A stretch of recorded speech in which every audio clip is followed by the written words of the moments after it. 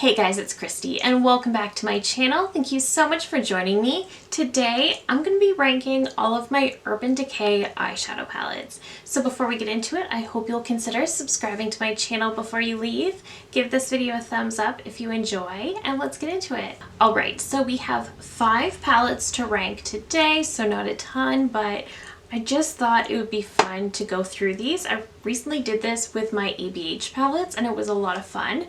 So let's just jump right into it. Coming in at number 5 is the newest one I have, and this is their collaboration with Eisenberg. So I really love the packaging on this one, and the color story is definitely much more bold than Urban Decay's typical palettes. Typically they stick to very neutral wearable palettes. This one is definitely a little bit more out there. I really liked that half the palette is a little bit more neutral and then the other half is the colorful side. I found that the neutrals kind of help to anchor the color. The thing is, I don't think they did the best job with the color. I feel like this shade here really didn't have much pigment at all, and these blues end up looking very similar, so that just kind of wasn't my favorite. Overall, I did like this palette. I thought they did a good job with it, and I think all of the shades are really pretty.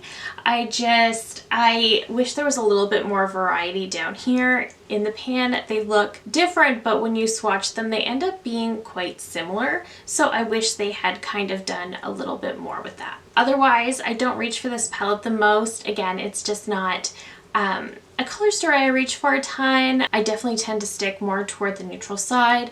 I say this as I'm wearing pastels, but I just don't tend to reach for this color story. So for that reason, this one is ranking at the bottom. It's not a bad palette by any means. It's just not one I reach for, and there was a couple of things I felt like they could have done better. Coming in at number 4 is the Wild Greens palette. So I was a little bit hard on this one when it first came out, just because it is a very lightly pigmented palette. I feel like you've really got to work for the pigment. However, there is definitely still an audience for that.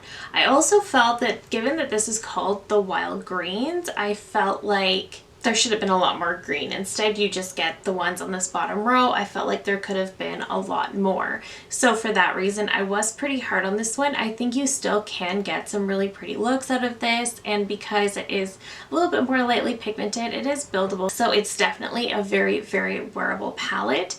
Yesterday, I was actually reaching for the ABH Nouveau palette, and I feel like there's a lot of similarities between these two, and I would recommend that one over this one. But I do think this color story is really pretty. It's just not the best I've ever seen from Urban Decay. So that's why this one is at number 4. Coming in at number 3 is the Naked Honey palette. So this one is definitely one of the older ones in their lineup, and I love this. I love a good brown neutral color story. The only thing that kind of keeps me from reaching for this one a little bit more, it's probably this gold right here in the middle. I just find it a little bit too yellow toned, which I just don't prefer. I think this is such a beautiful palette. I love how my makeup looks when I use this. I love the looks I create with it, as long as I don't use this yellow shade. This yellow gold I find to be just a very obnoxious, unflattering shade on me personally.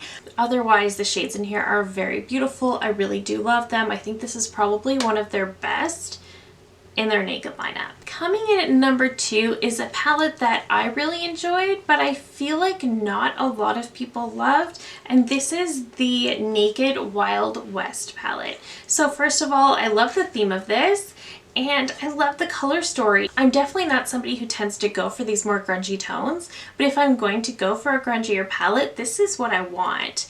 Like, it's very neutral. You do get this pop of teal here, and you get this deeper one to kind of anchor that down. These shimmers here are really pretty. I just really love this one. I thought this was completely up to typical Urban Decay quality. It's very blendable, it's buildable, it's easy to work with, it's easy for me to look at and figure out a look that I want to create. I thought it was a little strange that this was released in January, I think, of 2021.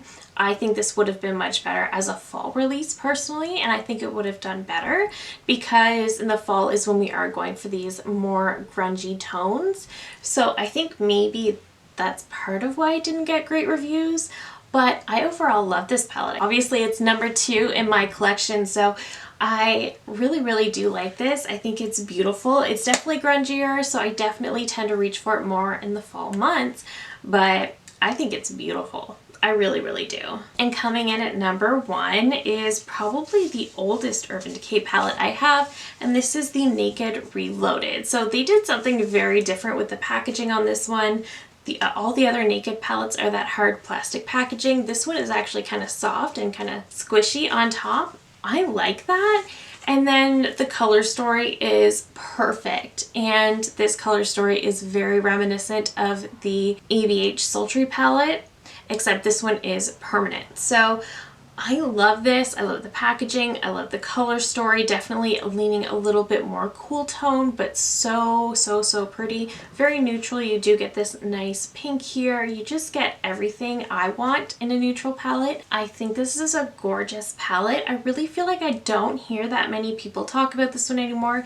It is an older palette, but I feel like it still deserves a lot of love. I think it's such a gorgeous palette. The color story is just so easy to use and so easy to work with, and the quality is phenomenal. And that is it for me today. Those are all of my Urban Decay palettes. So again, I only had 5, so there wasn't a lot to chat about, but let me know down below, what is your favorite Urban Decay palette? Do you still like Urban Decay? Do you still like their shadows? Let me know down below. I love hearing from you guys so much. If you're new here, I hope you will consider subscribing before you go. I do upload at least 3 new videos every single week. Thank you again so very much for watching, and I will see you in my next one. Bye!